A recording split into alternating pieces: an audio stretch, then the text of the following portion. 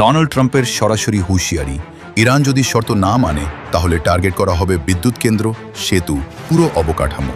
এটা কি শুধু হুমকি নাকি আসছে বড় কিছু? মধ্যপ্রাচ্যে উত্তেজনা নতুন কিছু না, কিন্তু এবার পরিস্থিতি আলাদা। ইরান বরাবরই কঠোর অবস্থানে থেকেছে, কিন্তু এবার সরাসরি গুরুত্বপূর্ণ অবকাঠামো ধ্বংসের কথা বলায় বিশ্বজুড়ে আতঙ্ক ছড়িয়েছে।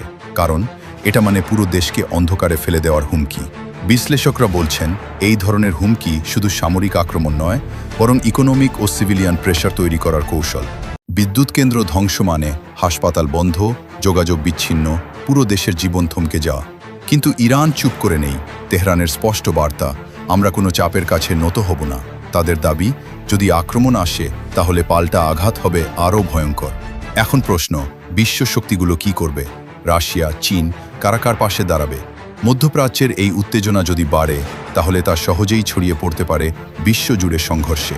সবচেয়ে ভয়ঙ্কর বিষয় হচ্ছে, এই ধরনের অবকাঠামো টার্গেট করলে যুদ্ধ শুধু সেনাবাহিনীর মধ্যে সীমাবদ্ধ থাকে না, এটা সরাসরি সাধারণ মানুষের জীবনে আঘাত করে।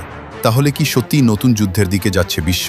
তোমার কি মনে হয়, এই হুমকি বাস্তব হবে নাকি শুধু চাপ তৈরির কৌশল?